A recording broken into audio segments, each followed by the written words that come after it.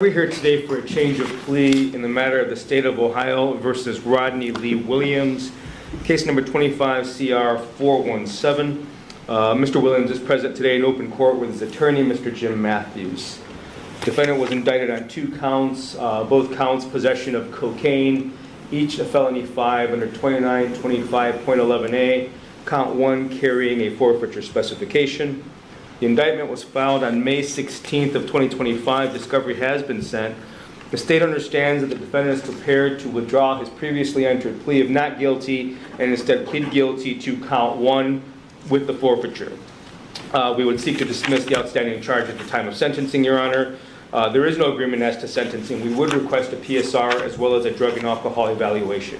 Thank you. Mr. Matthews, does that sound accurate? Yes, Your Honor. And Mr. Williams, were you able to hear what the prosecutor just had to say regarding what he believes your plans are here this morning? Yes. He indicated to the court he believes it's your desire to withdraw your previously entered plea of not guilty and enter a plea of guilty to count 1 of this indictment. I'll go over that with you to make sure you understand what that entails. The other count would get dismissed pursuant to the agreement. We would then defer sentencing to a later day to get some evaluations completed, come back on a future day for sentencing. Where there's no agreement between the parties regarding any recommendations for sentencing, each side is free to recommend to the court whatever sentence they believe is the fair thing to do. Is that your understanding of the discussions that took place between your lawyer and the prosecutor, most importantly, what you want to do here today? Yes.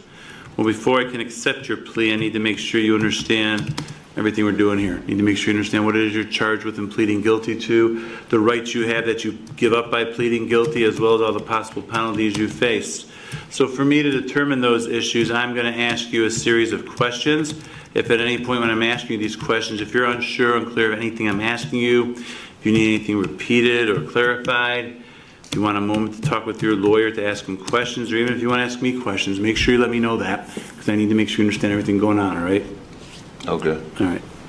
Let's get started then. How old are you, sir? What? How old are you? 46. Are you able to read and write the English language? Yes. Do you have any difficulty with that or difficulty understanding what you read in the English language? No. Are you a U.S. citizen? Yes. Now, before you came into court here this morning, have you any drugs or alcohol of any kind? No. What about in the last 48 hours? I live in a sober living house. No. Now, that doesn't mean no, but I get it. So nothing in the last 48 hours? No. Not even prescribed medication? No. Okay. Now, you would have received a copy of this indictment. It looks like you got it sometime right around the beginning of June. That's the document that sets forth the charges you're accused of committing. Do you remember getting that? Yes. And at some point you had a chance to look that over? Yes. Now, in that indictment, you are charged with 2 counts. You're pleading guilty to the first count. And what's alleged in this first count is on or about March 21st, 2025, in Lake County, Ohio, that you did knowingly obtain, possess, or use cocaine or some compound mixture, preparation, or substance containing cocaine. The amount did not equal or exceed 5 grams, which makes the offense possession of cocaine a felony of the 5th degree. Do you understand what you're charged with and pleading guilty to in regards to count 1? Yes, sir. Any questions about it? No. Now, the charge also carries with it a forfeiture specification, which alleges that you possess or had an interest in property considered to be contraband or an instrumentality. Contraband is property that's illegal just by the nature of the property itself, whereas an instrumentality is some type of property. There may not be anything illegal about it, but it's being used in an illegal manner or to facilitate a crime, and you can't possess it for that purpose. And here it's alleged that the drugs and any other paraphernalia that was seized during the investigation is the instrumentalities and contraband. The whole point of this is you forfeit any ownership right you have to that property. It doesn't increase any potential jail or prison sentence. It just, you forfeit your ownership interest. You understand that? Yes, sir. Any questions about it? No. Okay. Now, there is a second count to this indictment, which is being dismissed pursuant to the agreement. Is that your understanding? Yes, sir. Any questions about that charge? No. Well, then, before I can accept your plea, I need to make sure you understand all the rights you're giving up by pleading guilty. And you, first of all, have the right to have a trial in this case. The trial could be to me as a judge, where I listen to the evidence and I make that decision whether you're guilty or not guilty. But you also have a constitutional right to have a jury trial, and that would be in front of 12 citizens here from Lake County who would listen to all the evidence each side wanted to present. the jurors would consider and weigh that evidence, and then those jurors would make that ultimate decision. And that ultimate decision reached by those jurors would have to be a unanimous decision, which means all 12 jurors would have to agree together, one way or the other, whether you're guilty or not guilty. Do you understand that? Yes, sir. Do you understand by pleading guilty you're giving up your right to have a trial? Yes, sir. Now, if we had a trial, the prosecutor here would be representing the state of Ohio, and he would have what we refer to as the burden of proof. Having the burden of proof means that it is his job, or he bears the responsibility or the obligation of proving you guilty before you could ever be found guilty. You're presumed innocent of these charges, and that presumption of innocence sticks with you and stays with you until the state, if at all, was ever able at a trial to overcome that presumption and prove you guilty. Do you understand that? Yes, sir. Now, when I speak of this burden of proof, since it's a criminal case, the burden of proof is called a proof beyond a reasonable doubt, which is the highest burden of proof there is in our justice system. What it actually means, it's the amount of the evidence and the quality of that evidence the state would have to present at a trial to prove you guilty. So in this case, the state would have to present evidence to prove each element or each part of this charge beyond any reasonable doubt before you could ever be found guilty at a trial of this charge. Do you understand that? Yes, sir. You understand by pleading guilty, you're giving up your right to make the prosecutor prove you guilty beyond a reasonable doubt? Yes, sir. Now, in order to try to do that, if we did have a trial, the prosecutor would call witnesses to come to court to testify for the state by answering questions from the prosecutor. Now, once those witnesses answered the prosecutor's questions, then your lawyer would have the right on your behalf to ask those same person's questions. That's called cross-examination. He could ask them anything he wanted to within certain rules. Do you understand that? Yes, sir. Do you understand by pleading guilty you're giving up your right to cross-examine or confront those witnesses that would come in here and testify against you? Yes, sir. Now, you'd also have the right at a trial. You can call your own witnesses to come to court to testify for you if you wanted to and answer your lawyer's questions. Now, you don't have to do that. You're not required to do that. But you have a right to do that if you wanted. Do you understand that? Yes, sir. And you further can request the court issue an order. We call that order a subpoena. What a subpoena would actually do is it would force or make someone come to court and testify for you and answer your lawyer's questions if that person wasn't willing to come in voluntarily on their own. Do you understand that? Yes, sir. Do you realize you're giving up that right? Yes, sir. Now, you'd also have the right at a trial. You could choose to testify on your own behalf if you wanted to, but you do have a constitutional right not to testify if you don't want to. That is a decision or a choice that you would have to make. Do you understand that? Yes, sir.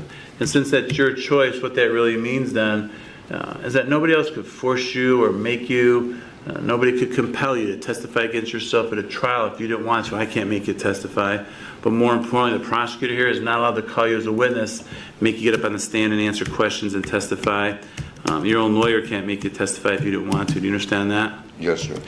Further understand that if we did go to trial and you were found guilty, you would have the right to appeal or challenge that guilty finding to a higher court, a court that sits above me and reviews my decisions. By pleading guilty here today, you're giving up or waiving any right you have to appeal a guilty finding. This court will enter if your plea is accepted, as well as any other issues you could have raised or brought to my attention up to this time. Do you understand that? Yes, sir. As the judge questions every detail, the tension in the courtroom rises. Each answer from the defendant brings him closer to a shocking guilty plea that stuns everyone inside. Rights you have and all the rights you're giving up by pleading guilty. Any questions? No, sir. Do you understand them all? Yes, sir.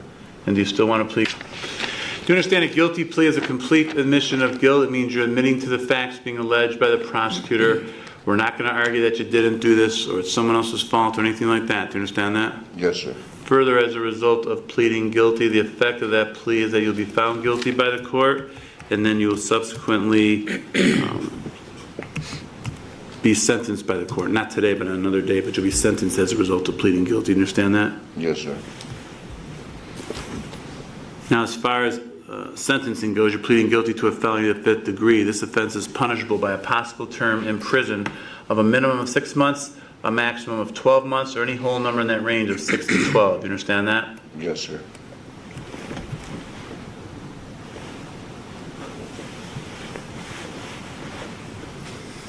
Now, are you currently on probation or PRC, post-release control, to any other courts or agencies? No, sir. Do you have any of the criminal charges pending against you anywhere? No, sir. If a prison sentence were imposed in this case, upon your release from prison, you could be placed on what we call post-release control, sometimes called parole. It's a period of supervision you would be on after you served and completed the prison sentence. In this particular case, it could be up to 2 years. It's not up to me to decide, that's the parole authority, but it could be up to 2 years. You understand that? Yes, sir. And if you were put on post-release control and you were violating any of the conditions of your supervision, the parole authority could return you to prison as punishment for violating the rules for another 9 months for each violation you commit, up to an overall maximum of 50% or half of whatever the prison term was imposed by the court. Do you understand that? Yes, sir. Now, aside from the possible prison sentence, there's other sanctions that could be ordered. You could be fined up to $2,500. You could be ordered to pay court costs. You could also be ordered to reimburse the county for any cost of confinement, community supervision, or treatment if any of that were applicable. Do you understand that? Yes, sir. There's also a possible driver's license suspension that I could impose of up to 5 years. Do you understand that? Yes, sir. And as I mentioned earlier, any right, title, or interest you have in any of that property that was seized during the investigation, the drug paraphernalia, that'll be forfeited in the state of Ohio. Do you understand that? Yes, sir. Now, a few moments ago, I explained the possible prison sentence. I used the word possible because prison's not mandatory or required with these charges. You are eligible for probation, what we refer to as community control sanctions. Do you understand that? Yes, sir. You understand that just because you're eligible doesn't mean you automatically put.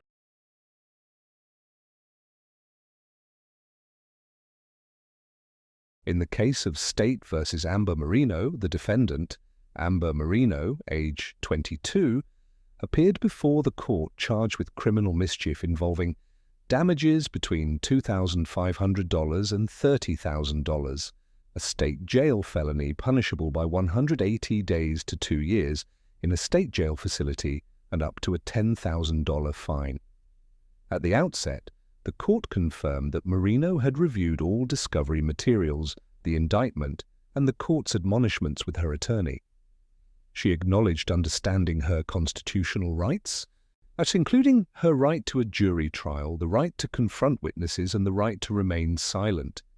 She voluntarily waived those rights and entered a plea of guilty pursuant to a plea agreement. Under the agreement, the state recommended deferred adjudication, a $1,000 probated fine, and restitution in the amount of $17,648 to be shared jointly and severally among 3 co-defendants. The judge carefully explained that joint and several liability meant that if the other parties failed to pay, Marino could be held responsible for the entire restitution amount. Marino confirmed she understood. After accepting evidence and finding sufficient basis for guilt, the court deferred adjudication and proceeded to sentencing considerations. During the hearing, it became clear that the criminal mischief charge stemmed from a volatile family altercation involving Marino, her siblings, and her child's father during a custody exchange. The incident occurred in the presence of Marino's 3-year-old daughter.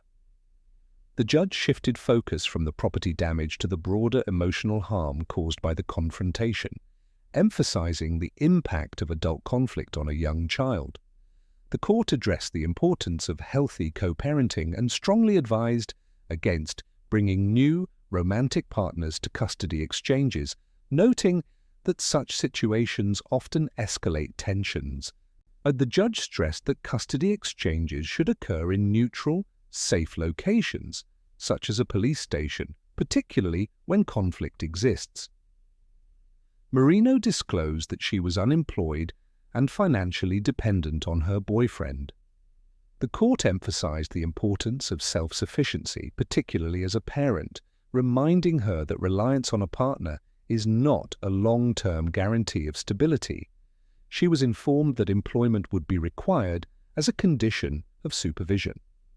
Ultimately, the court sentenced Marino to 3 years of deferred adjudication community supervision under the following conditions: $1,000 probated fine restitution of $17,648, payable at $100 per month, 100 hours of community service, mandatory anger management classes, mandatory parenting classes, regular reporting in person or by Zoom, random drug testing, proof of employment within 45 days, monthly field visits for 3 months, no contact with the complainant's address, no employment as a home health care provider or in positions involving minors.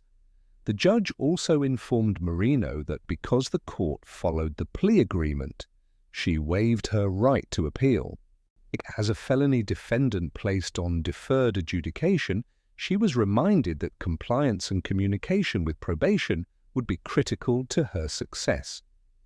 The hearing concluded with a firm but measured warning. Probation is a second chance, not an entitlement. The court emphasized that communication with probation officers is essential and that any violations could result in revocation and potential incarceration. In closing, but the judge urged Marino to make better decisions moving forward, not only for her own future, but for the emotional well-being and stability of her child.